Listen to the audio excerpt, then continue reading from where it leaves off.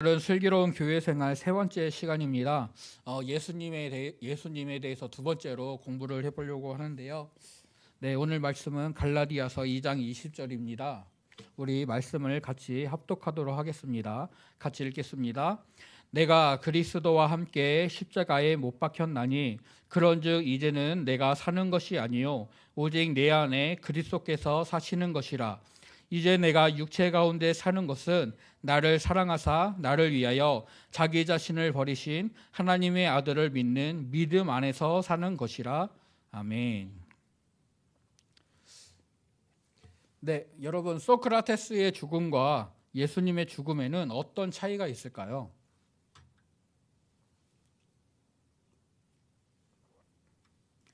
세상에서는 예수님도 소크라테스도 4대 성인 중에 한 명이다, 4대 성인이다라고 얘기를 하는데요. 이 두 사람이 똑같이 모함을 받고 죽임을 당했습니다. 그런데 이 둘의 죽음에는 어떠한 차이가 있을까요? 네, 소크라테스는 이제 아테네에서 활동했던 철학자죠. 당시에 아테네는 수많은 철학자들, 우리가 소피스트라고 말하는 사람들이 자기의 생각들을 주장을 하면서 이것이 옳다, 이것이 옳다, 수학적으로, 기하학적으로, 철학적으로도 많은 사상들이 발전을 하였지만 수많은 소피스트들이 자신들의 주장을 내세우면서 이것이 옳다, 나는 이것을 안다라고 주장을 했었습니다. 그들을 따르는 수많은 제자들도 있었고, 그런데 그 중에 소크라테스는 나는 모른다, 나는 잘 모른다, 너가 말하고 있는 것들을 나는 잘 모른다, 그래서 너에게 질문한다 라면서 나는 모르기 때문에 질문한다 라면서 소피스트들과 논쟁을 벌였는데, 소크라테스가 하는 질문들이 소피스트들이 이제 쉽게 대답할 수 없는 그런 질문들을 하였고, 이로 인해서 소피스트들은 자기 자신은 안다고 주장을 했으니까 그것을 증명해내야 되는데, 소크라테스의 질문 때문에 질문에 의해서 자기의 주장이 반박을 당하고 자기가 그것을 자기의 주장에 맞는 증거를 내세울 수 없게 돼서 궤변자다, 저 사람은 실제로 아는 것이 아니라 모르는 것이다 라는 비판을 듣게 되었습니다. 그런 사람들이 많아지다 보니까 이들이 소크라테스를 아테네 청년들을 이제 현혹하고 있고 아테네의 종교를 믿지 않는다라는 모함을 내서 이제 소크라테스를 이제 사형에 처하게 만들게 됩니다. 예, 소크라테스가 그가 뛰어난 철학자였고 많은 사람들에게 참 지식이 무엇인지 너 자신을 알라라는 등 여러 가지 가르침을 내렸지만 그는 자기의 죄를 지고 죽었습니다. 물론 모함을 받은 것도 있고 그렇지만 사람들과의 관계에 있어서 소피스트들에게 미움을 샀고 그 미움 때문에 죽게 되었습니다. 하지만 중요한 것은 그는 자기의 죄 때문에 죽음을 당하게 된 것입니다. 그런데 우리가 예수님은 분명히 지난주에 완전한 하나님이셨고 또한 사람이셨고 완전한 사람으로 오셨지만 죄는 없으셨다라는 것을 분명히 배웠습니다. 그렇다면 예수님도 모함을 받아서 억울하게 죽임을 당하셨는데 예수님의 죽음과 소크라테스의 죽음에는 어떤 차이가 있느냐? 소크라테스는 자기의 죽음 때문에 죽었지만 예수님은 자기의 죄 때문에 죽은 것이 아니라 다른 사람들을 대속하기 위하여서, 그들을 구원하기 위하여서 예수님이 죽게 되셨습니다. 예수님이 십자가를 지시고 죽임을 당하셨는데요. 이 십자가가 과연 나에게는 어떤 의미가 있습니까? 십자가라는 것을 말하면 여러분은 어떤 마음이 드십니까? 오늘 이것들을 같이 한번 나누어 보고자 합니다. 예수님이 왜 돌아가셨는가? 라는 주제를 가지고 오늘 말씀을 살펴볼 텐데요. 십자가는 먼저 기독교 신앙의 중심이라고 할 수가 있습니다. 고린도전서 2장 2절을 보게 되면 바울이 이렇게 얘기를 합니다. 우리 말씀을 같이 읽어볼까요? 시작. 내가 너희 중에서 예수 그리스도와 그의 십자가에 못 박히신 것 외에는 아무것도 알지 아니하기로 작정하였음이라. 아멘. 바울이 고린도에서 1년 6개월 동안 18개월 동안 사역을 하고 교회를 세우고 성도들을 섬겼는데 거기서 제자들을 가르치고 섬길 때에 예수 그리스도를 가르쳤고 또한 예수님이 십자가에서 죽으셨다라는 것을 이 두 가지를 가장 강조했다라고 말을 하고 있습니다. 즉 예수님이 어떤 분이신가, 그리고 예수님이 어떤 일을 하셨는가, 그러니까 예수님의 죽으심, 예수님의 대속에 대해서 이제 제자들에게, 성도들에게 가르쳤다라는 것인데요. 왜 예수님의 죽으심, 예수님의 대속이 나에게 중요한가, 이것을 오늘 살펴보고자 합니다. 우리 인간에게는 도저히 해결할 수 없는 문제가 있습니다. 죄이죠. 네, 로마서 3장 23절을 보게 되면 모든 사람이 죄를 범하였다. 하나님의 영광에 이르지 못하고 있다라고 선언을 하고 있습니다. 또 시편 51편에서 다윗이 고백하기를 내가 죄악 중에서 출생하였습니다. 나의 어머니가 죄 중에서 나를 잉태하였습니다 라고 하여서 아담의 후손으로 보통의 생육법으로 출생하는 모든 사람들이 아담이 지었던 그 죄의 영향력 아래에 있음을 그래서 그 죄의 종으로서 살아가고 있음을 우리에게 보여주고 있습니다. 이 죄로 인해서 우리는 오염되어져 있는데요. 우리 마가복음 7장 20절에서 23절 말씀을 같이 읽도록 하겠습니다. 시작. 또 이르시되 사람에게 하나니라 속에서 곧 사람의 마음에서 나오는 것은 악한 생각 곧 음란과 도둑질과 살인과 간음과 탐욕과 액독과 속임과 음탕과 질투와 비방과 교만과 우매함이니 이 모든 악한 것이 다 속에서 나와서 사람을 더럽게 하느니라. 아멘. 죄를 지어서 죄인이 아니라 죄인이어서 죄를 짓는다라는 말이 있습니다. 여러분, 성선설과 성악설을 비교하고 성악설에 대해서 우리가 윤리 시간에 이제 배웠었는데요. 어렸을 때는 사람은 착하다라고 생각을 했습니다. 후에 이 죄라는 후에는 말씀 가운데 이제 우리는 죄인으로 태어났다는 것을 분명히 알겠지만 어렸을 때 아이들을 보면은 아이들이 참 착합니다. 그런데 또 아이들만큼 쉽게 나빠진다고 해야 되나요? 정말 착하고 순수한데 오히려 그 순수함 때문에 더 쉽게 악에 빠지게 되는 네, 배우지 않았는데 어느 순간 거짓말을 하고 있고 가르치지 않았는데 자기의 이익을 위해 자기의 욕심을 위해서 그런 악한 행동들을 하게 되는 그런 아이들의 모습을 보게 됩니다. 성선설과 성악설, 우리는 성경의 말씀대로는 성악설이 맞죠. 악한 존재로 태어났습니다. 이것이 아담의 후손으로 태어난 모든 자들이 죄에 오염되어 있기 때문입니다.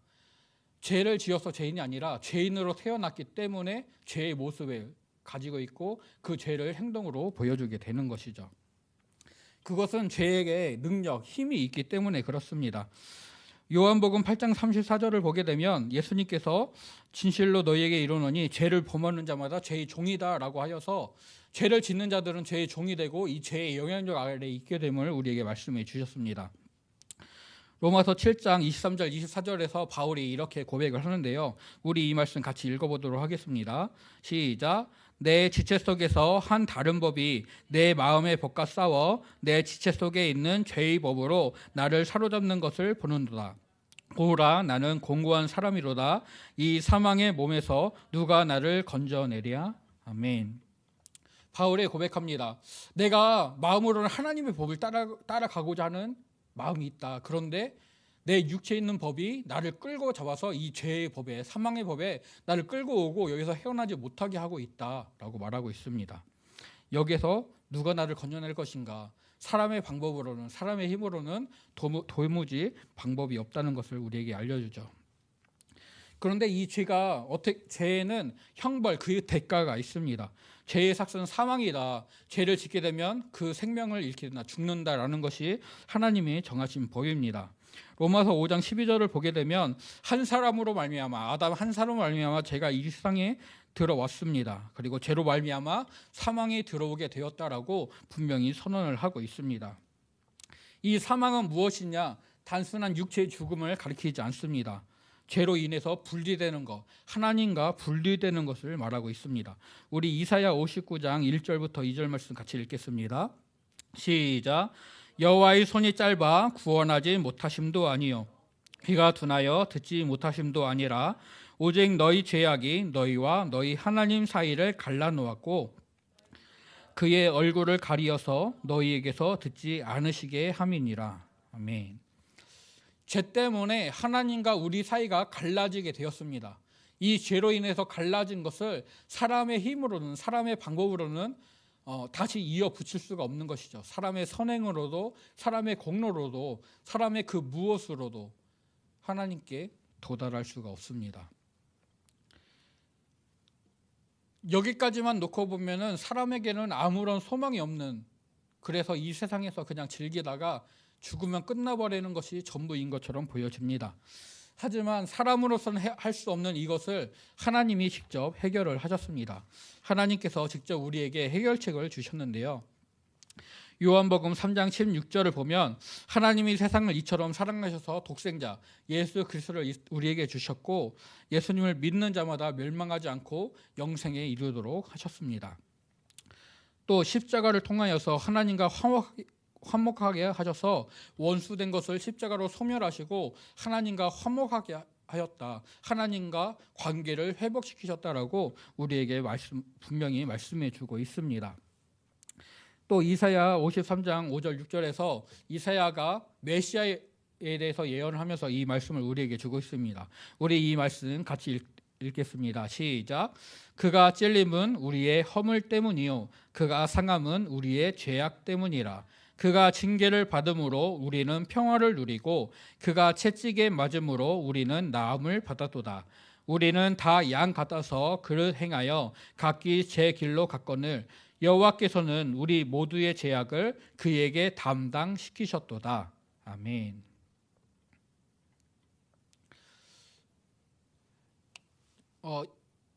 이 손에 제가 그동안 행했던 모든 것들이 있다라고 한다면, 모든 행위가 기록되어 있는 책이 있다라고 한다면 그 안에는 제가 잘한 것들도 있겠지만 제가 생각으로, 행동으로, 말로 지었던 그런 죄들도 다 있을 것입니다. 그러면 그것들 때문에 하나님과 온전히 하나로 합해질 수가 없는 것이죠. 그런데 하나님께서는 그 죄악을 예수님에게 담당시키셨습니다. 저에게는 더 이상 죄가 없습니다. 예수님이 가져가셨으니까요. 이렇게 예수님께서 우리의 죄악을 예수님께 담당하게 하심으로 인하여서 나를 깨끗하게 하시고 구원해 주셨습니다. 사람의 힘으로는 하나님과 화목해질 수 없고 하나님께로 나아갈 수가 없었는데 예수님으로 인하여서 하나님께로 나아가는 길이 열렸고 하나님과 화목하게 된 것입니다. 즉 예수님이 우리를 대신해서 지신 십자가는 하나님이 죄의 삭은 사망이다라고 정하셨는데 그 죄의 삭을 지불하는 대가의 지불이었습니다. 에베소서 1장 7절 말씀을 보게 되면 우리는 그리스도 안에서 그의 은혜의 풍성함을 따라 그의 피로 말미암아 속량 곧 죄 사함을 받는다라고 말씀을 하고 있습니다. 이 속량이라는 말은 종의 신분을 가지고 있는 사람을 돈을 주고 그 값을 치루어서 그를 양인, 자유인이 되게 하는 것을 속량이라고 말을 합니다. 즉 죄의 종으로 살고 있는 사람에게 값을 주어서 그를 하나님의 자녀로 자유한 사람으로 만드는 것이 예수님의 죄사함, 예수님의 속량이었던 것이죠. 그래서 예수님이 그 사람의 생명, 죄의 값은 사망인 그 생명을 얻게 하기 위하여서 예수님께서 십자가에서 죽으시는 자기의 생명을 주시고 우리가 잃어버렸던 생명을 다시금 얻게 하셨습니다. 이 예수님의 대가 지불을 보여주는 예표하는 성경의 말씀들이 있습니다. 먼저 6월절이 있는데요. 우리 출애굽기 12장 13절 말씀을 같이 읽겠습니다. 시작. 내가 애굽 땅을 칠 때에 그 피가 너희가 사는 집에 있어서 너희를 위하여 표적이 될지라. 내가 피를 볼 때에 너희를 넘어가리니 재앙이 너희에게 내려 멸하지 아니하리라. 아멘. 하나님께서 애굽에서 노예 생활을 하고 있던 이스라엘 백성들을 구원해 내시기 위하여 모세를 보내셨습니다. 하지만 바로가 모세의 말을 듣지 않고 이스라엘 백성들을 보내지 않았습니다. 하나님께서는 10가지 재앙을 통하여서 애굽과 그 신들을 심판하시고 이스라엘 백성들을 구원해 내시는데 마지막 10번째 재앙이 장자의 죽음 재앙이었습니다. 사람이든 짐승이든 첫 번째로 태어난 모든 존재가 죽음을 당하게 됐는데 그때 하나님께서는 모세를 통하여서 이스라엘 백성들에게 1년 된 어린 양이나 염소를 잡아서 그 피를 집 문설주와 좌우 임방에 바르고 그 집 안에 있으면 하나님의 사자가 죽음으로써 임하게 될 때 그 피를 보면 넘어갈 것이다. 그래서 유월할 것이다. 그래서 유월절이라고 하게 되는데 이 피를 보고 그 피 안에 피가 발라진 집 안에 있으면 구원을 얻게 된다는 것을 알려주셨습니다. 그래서 양의 피값으로 인하여서 사람의 생명이 구원을 받는 일이 일어나게 되었습니다. 요한복음 1장 29절 보면 세례 요한이 예수님을 보고 이렇게 증언합니다. 보라, 세상 죄를 지고 가는 하나님의 어린 양이로다. 이 세상 죄를 지고 가는 하나님의 어린 양이다. 이것이 유월절 어린 양을 예표하는 말씀이라고 합니다. 그리고 마가복음 14장 1절과 누가복음 22장 7절을 보게 되면 예수님이 십자가를 지실 때 그때가 유월절 절기였습니다. 즉 유월절 양을 잡을 때 예수님이 돌아가셨는데, 즉 예수님께서 유월절 어린 양을 통해 이스라엘 백성들이 구원을 받고 애굽에서 나오게 됐던 것처럼 예수님이 십자가에서 죽으심으로 예수님의 피로써 구원을 받은 자들이 죄에서 풀려나와 하나님의 나라로 이르게 되는 것들을 우리에게 알려주고 있습니다. 또 예수님의 대가 지불, 이 대속의 예표가 바로 피의 제사, 하나님께 드려지는 제물에서 보여지고 있습니다. 우리 레위기 17장 11절 말씀 같이 읽겠습니다. 육체의 생명은 피에 있음이라. 내가 이 피를 너희에게 주어 제단에 뿌려 너희의 생명을 위하여 속죄하게 하였나니 생명이 피에 있으므로 피가 죄를 속았느니라. 아멘. 소나 양이나 염소나 비둘기나 그 제물을 드릴 때에는 제물을 잡고 그 피를 제단에 뿌려야 했습니다. 그 피가 죄를 속한다라고, 그 죄를 지은 사람이 원래는 죽어야 하지만 그 제물이 소나 양이나 염소나 그 비둘기 같은 그런 제물이 대신 피를 흘림으로 그 사람의 죄가 속해지게 됐던 것이죠. 하지만 그 피의 제사는 온전하지 않았기 때문에 죄를 지을 때마다 또는 아침 저녁으로, 그러니까 수시로 그런 피의 제사를 드려야만 했습니다. 그런데 예수님께서 십자가에서 죽으심으로 말미암아 영원한 속죄를 이루셨습니다. 우리 히브리서 9장 12절 말씀 같이 읽겠습니다. 시작. 염소와 송아지의 피로 하지 아니하고 오직 자기의 피로 영원한 속죄를 이루사 단번에 성소에 들어가셨느니라. 아멘.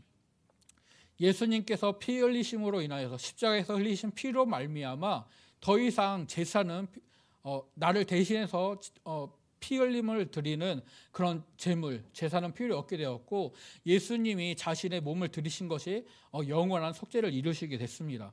그래서 그 이후로는 하나님께 예배하는 자들이, 하나님께 나아가는 자들이 예수님의 이름을 힘입어서 이제 나아가게 되는 것이고, 예수님이 나를 위해 흘리신 보혈의 능력을 힘입어 하나님 앞에 나아가 예배할 수 있게 되는 것입니다. 에베소 1장 7절에서 예수님의 피로 말미암아 죄사함을 얻었다라는 것을 분명히 보여주고 있습니다. 즉 이것은 우리가 은혜로 믿음으로 구원을 받는다는 것을 우리에게 확증하고 있습니다. 사도행전 16장 31절에서는 주 예수를 믿으라 그리하면 너와 내 집이 구원을 받으리라 하였고, 요한복음 1장 12절에서는 영접하는 자, 곧 그 이름을 믿는 자들에게 하나님의 자녀가 되는 권세를 주셨다라고 말씀을 하고 있습니다. 즉 예수님이 나의 죄를 대신하여서 대속하기 위하여서 십자가에서 죽으셨는데, 그것을 내가 믿을 때에 하나님이 은혜로 행하셨던, 예수님이 은혜로 행하셨던 이것을 내가 믿을 때에 구원을 받게 된다는 것을 우리에게 분명히 보여주고 있습니다. 이 예수님을 영접할 때 하나님의 자녀가 되는 권세를 얻게 되는데요. 그렇다면 예수님을 영접하는 것이 무엇이냐? 이 영접한다는 것은 모셔 드린다는 것입니다.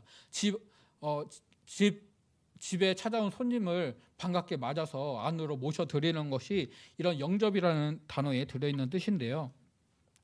바울은 이 영접을 이렇게 표현을 하고 있습니다. 우리 로마서 10장 9절과 10절 말씀을 같이 읽겠습니다. 시작. 내가 만일 내 입으로 예수를 주로 시인하며 또 하나님께서 그를 죽은 자 가운데서 살리신 것을 내 마음에 믿으면 구원을 받으리라. 사람이 마음으로 믿어 의에 이르고 입으로 시인하여 구원에 이르느니라. 아멘. 예수님을 입으로 시인하고 마음으로 믿는 것, 이것이 바로 이것이 바로 영접입니다. 그저 단순히 집 안으로 손님을 모셔 드리는 것으로 끝나는 것이 아니라 그분이 예수님을 나에게 모셔드린 이후에 그분이 나의 주님이심을, 나의 구원자이심을 인정하고 그것을 시인하는 것, 입으로 고백하는 이것이 필요합니다. 그래서 누구든지 주의 이름을 부르는 자는 구원을 얻으리라 라고 분명히 말씀을 하고 있습니다.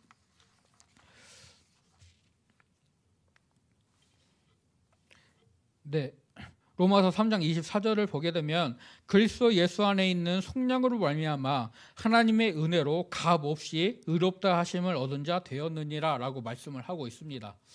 여기에 있는 단어에 값없이라는 말이 쓰여서 이 값없다라는 것을 우리는 되게 값싸다, 값어치 없다라는 라는 것처럼 이해가 되기도 합니다. 그래서 우스갯소리로 구원은 10원 빼기 1원이 구원이다라는 세상 사람들이 놀리는 그런 말도 있었는데요. 이 값 없다라는 것은 값을 매길 수 없다라는 뜻입니다. 이것이 하찮아서 보잘것없어서 값어치를 매길 수 없다는 것이 아니라 그 가치가 너무나도 엄청나기 때문에 값을 매길 수 없다라는 것입니다. 예전에 한 카드 회사에서 그런 광고를 했었습니다. 야구공 뭐 $2, 야구 글러브 $10, 그것을 사는 돈은 $12인데 그것을 사가지고 아들과 함께 야구를 하는 시간은 프라이슬리스, 값을 매길 수 없다. 이것이 바로 값없음입니다. 야구공이나 야구 글러브를 사는 돈은 어떻게 보면 작은 돈이겠죠. 하지만 그것을 가지고 아이들과 사랑하는 자녀들과 함께 시간을 보내는 것은 값을 매길 수 없는 아주 소중한 것이 됩니다. 마찬가지로 예수님이 당하신 고난, 예수님이 나에게 베푸신 은혜들은 도저히 값을 매길 수 없는 생명을 구원해 주시는 아주 소중한 것이 되는 것이죠. 그래서 이것을 값을 매길 수 없다 해서 값없다라고 표현을 한 것입니다. 그리고 이것은 사람의 행위로 되지 않고 오직 은혜로만 되는 것입니다. 로마서 3장 28절을 보게 되면 사람이 의롭다 하심을 얻는 것은 율법의 행위에 있지 않고 믿음으로 되는 것을 우리가 인정한다라고 말씀을 하고 있습니다. 나의 행위로 내가 나의 구원을 이룰 수 있다라면, 나의 어떠한 조건을 따라서 구원을 받을 수 있다라고 한다면은 이 세상의 구원을 받을 수 있는 사람들이 극히 드물 것입니다. 예를 들어서 재산이 뭐 몇 억 이상이 있는 사람만 구원을 받을 수 있다라고 한다면 그 재산에 이르지 못하는 사람들은 다 구원의 은혜를 누릴 수가 없는 것이죠. 그래서 어떤 행위나 어떤 조건이나 이런 것들 때문에 구원을 얻게 되는 것이 아니라 오직 믿음으로 하나님이 베푸신 은혜로 말미암아 구원을 받게 되는 것을 우리에게 알려주고 있습니다. 우리 에베소서 2장 8절과 9절 말씀 같이 읽겠습니다. 시작. 너희는 그 은혜에 의하여 믿음으로 말미암아 구원을 받았으니 이것은 너희에게서 난 것이 아니요 하나님의 선물이라. 행위에서 난 것이 아니니 이는 누구든지 자랑하지 못하게 함이라. 아멘.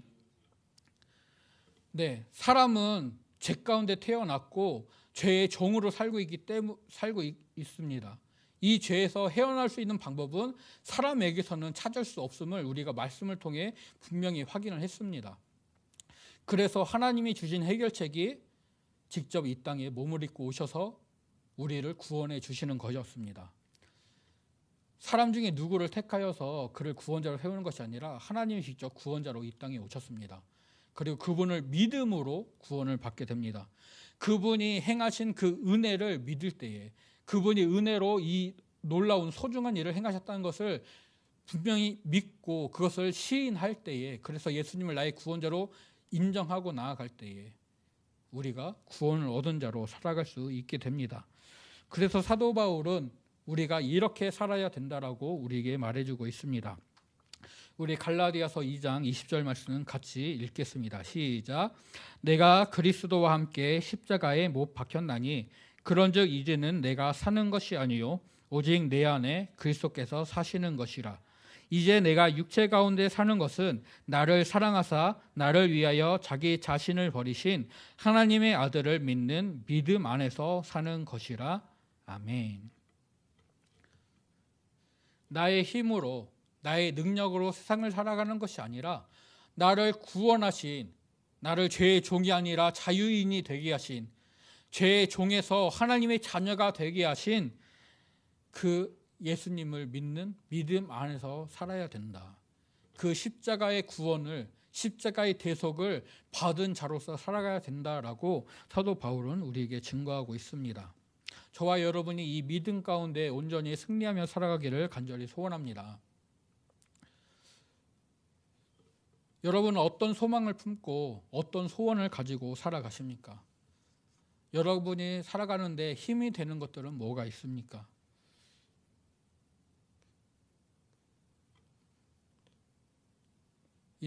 저번에 인터넷으로 이것저것 자료들 찾다가 뭐 다른 링크들을 눌러보게 되면서 또 다른 것들을 이제 보게 됐는데요.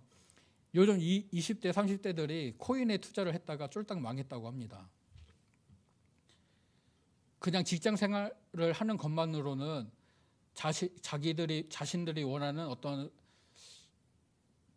삶의 풍성한 삶의 질이 풍성한 그런 삶을 살 수가 없어서 복권이나 로또나 주식이나 코인이나 이런 어떤 부가가치를 얻을 수 있는 그런 것들을 투자를 해야만 그들이 살아갈 수 있다고 합니다. 그래서 그들이 코인에 투자를 하고 주식에 투자를 하고 했는데, 주식은 시간이 좀 오래 걸리다 보니까 단기간에 이득을 얻을 수 있는 코인에 투자를 했는데 그것이 쫄딱 망해서 헤어날 수 없다고. 그래서 어떤 사람이 그런 글을 남겼더라고요. 국가가 나서서 이 일을 해결해 줘야 된다. 국가에서는 분명히 코인에 투자하지 말라고 했었는데, 블록체인 같은 여러 가지 이야기를 하면서 이것들이 위험하다라고 했었는데, 그때는 그런 말을 듣지 않고 있다가 막상 위기가 닥치니까 우리가 살아갈 수가 없습니다. 좀 도와주세요. 그런 글들을 보게 되었습니다. 이 세상에서 삶이 전부라면 그냥 그런 것들에 소망을 두고 살아간다면 그 이후의 삶에, 죽음 이후의 삶에 대해서 아무런 소망이 없는 참 안타까운 그런 삶을 보게 될 것입니다. 우리가 살아가는데 필요한 소망을 우리는 이 세상에서 찾고 있습니까? 아니면 하나님에게서 찾고 있습니까? 내가 이 세상에서 살아갈 수 있는 그 은혜가, 그 힘이 나의 지식이나 나의 경험이나 내가 이루어 놓은, 내가 열심히 수고하여서 얻은 그런 재물이나 가정이나 어떤 업적이나 이런 것들이 있습니까? 아니면 나를 구원하신, 나를 나되게 하신 하나님의 은혜에, 예수님의 십자가 복음에 있습니까? 우리가 나의 삶을 돌아보고 나의 생활을 돌아보면서 우리가 이 십자가 복음 위에 나를 구원하신, 나를 대신해서 죽으신 그 믿음 안에서 살아가는 귀한 은혜가 있기를 간절히 소원합니다. 그래서 이 예수님의 십자가 죽으심이 나에게 온전히 누려지고, 그래서 하나님의 자녀로서, 믿는 자로서 온전히 살아가는 저와 성도님들이 될 수 있기를 간절히 소원하고 축복합니다. 기도하겠습니다. 하나님